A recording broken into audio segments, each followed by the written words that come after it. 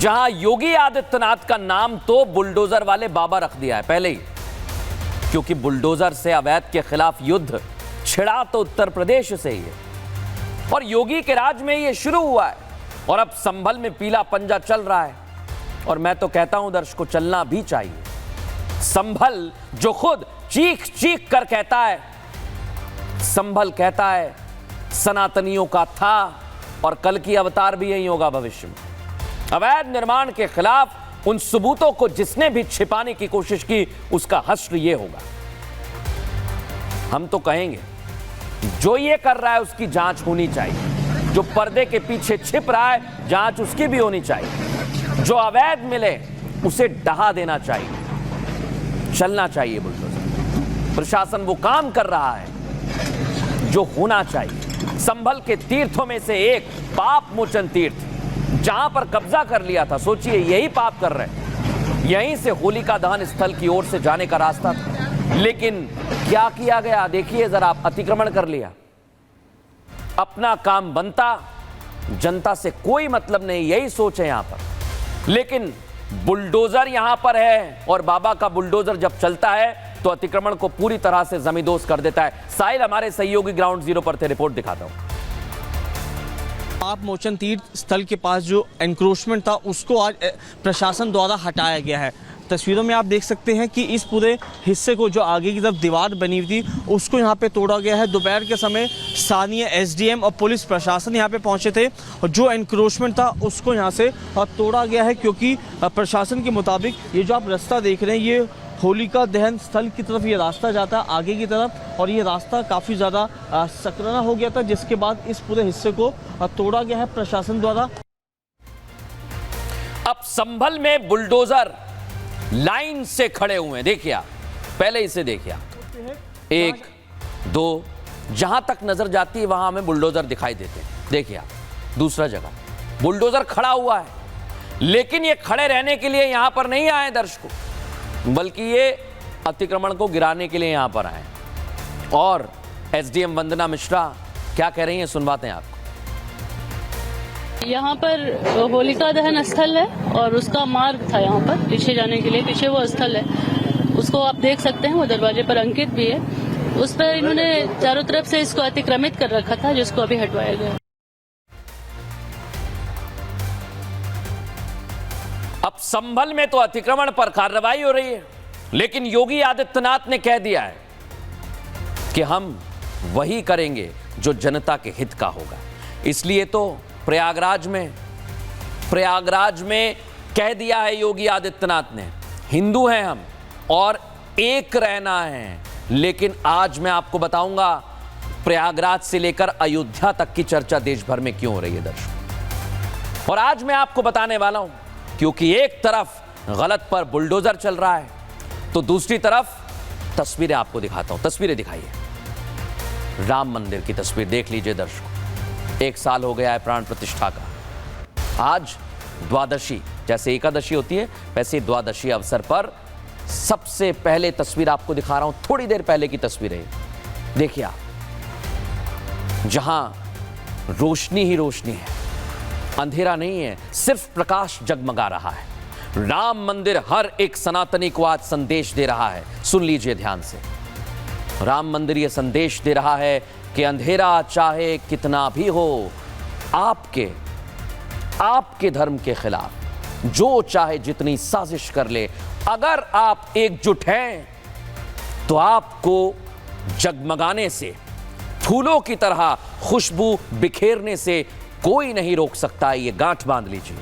संदेश ये है एकजुटता का, और यही वो मंत्र है जो सनातन को मजबूत कर सकता है। और यही एकता का मंत्र योगी आदित्यनाथ ने अयोध्या से एक बार फिर दोहराया है। योगी आदित्यनाथ ने यहां से एकता का संदेश दिया। संदेश दोनों जगह से जुड़ा हुआ है, एक है प्रयागराज और दूसरा अयोध्या, और ये एकजुटता का संदेश है। पहला महाकुंभ है, देखिए आप, ऐसी ही छटा होगी कुंभ की, जहां 40 करोड़ भक्त पहुंचेंगे। महाकुंभ में लोग आएंगे तो आस्था के साथ एकता की डुबकी लगाएंगे। और दूसरी तस्वीर कहां की है? अयोध्या की। जहां भक्त रामलला की प्राण प्रतिष्ठा की पहली वर्षगांठ के मौके पर बड़ी संख्या में पहुंचे और जब राम मंदिर बना तब भी एकता का संदेश था। ये संभावना जताई जा रही है दर्शकों, जितनी ये संख्या आप देख रहे हैं करोड़ों की, ये और बढ़ेगी, ये घटने वाली नहीं है, दिनों दिन बढ़ेगी। 23 जनवरी तक यूं ही सनातनी अयोध्या पहुंचेंगे और अपने आराध्य रामलला के आगे नतमस्तक होंगे। लेकिन योगी आदित्यनाथ ने क्या संदेश दिया है वो आपको सुनवाता हूं। वे कौन सी परिस्थितियां थी कि समाज बटा हुआ था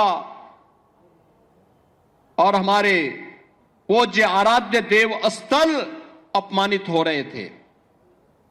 अगर हम जाति के नाम पर और तमाम अन्य वादों के आधार पर विभाजित रहेंगे तो इस प्रकार की अपमानजनक स्थितियों का सामना हम सबको निरंतर करना पड़ सकता है। याद रखना, राष्ट्रीय एकात्मता की कड़ी मजबूत होगी, सनातन धर्म भी मजबूत होगा।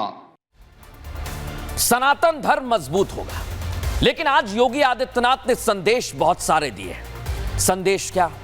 अयोध्या 500 साल के संघर्ष के बाद राम मंदिर बनाए। क्यों? क्योंकि हम एक नहीं थे इसलिए विवाद हुआ। हम एक नहीं थे इसलिए काशी में ज्ञानवापी मस्जिद का मामला कोर्ट में चल रहा है। हम एक नहीं थे इसलिए मथुरा में श्री कृष्ण जन्मभूमि पर पुराना विवाद, बहुत पुराना विवाद चल रहा है। और इधर संभल में सनातनी सबूत लगातार खुदाई में मिल रहे हैं, लेकिन एक नहीं थे तो क्या हालत हो गई संभल की। इधर अयोध्या, काशी, मथुरा, संभल यही संदेश देते हैं कि आप एक नहीं थे इसलिए विवाद हुआ। ये योगी आदित्यनाथ कह रहे हैं। इस रिपोर्ट में दिखाते हैं।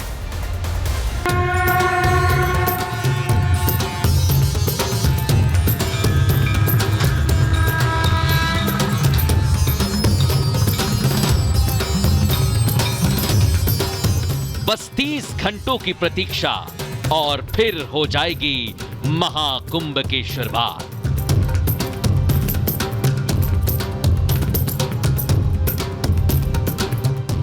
वो छटा अलग ही होगी। सनातन के रंग से प्रयागराज रंगा होगा। अखाड़े होंगे, साधु संत होंगे, भक्त होंगे, त्रिवेणी की चमक अद्भुत होगी। आस्था की डुबकी से हर हिंदू का रोम रोम कहेगा जय श्री राम। हर सनातनी को मुख्यमंत्री योगी आदित्यनाथ एकता की डुबकी लगाने के लिए आमंत्रित कर रहे हैं। महाकुंभ की शान बढ़ाने के लिए बुला रहे हैं। एकता के सूत्र में बांधने के लिए, राष्ट्रीय एकात्मता के लिए कार्य करने के संकल्प के साथ जब हम जुड़ेंगे, याद रखना, राष्ट्रीय एकात्मता की कड़ी मजबूत होगी, सनातन धर्म भी मजबूत होगा, देश भी मजबूत होगा। सनातनी महाकुंभ में पहुंचेंगे तो ये एकता का संदेश हर उस नफरती को परेशान करेगा जो महाकुंभ के खिलाफ साजिश रच रहा है। महाकुंभ ही पहला वो महाआयोजन होने वाला है जो बताएगा कि हिंदू एक है, सनातन ना मिटा है और ना मिटेगा।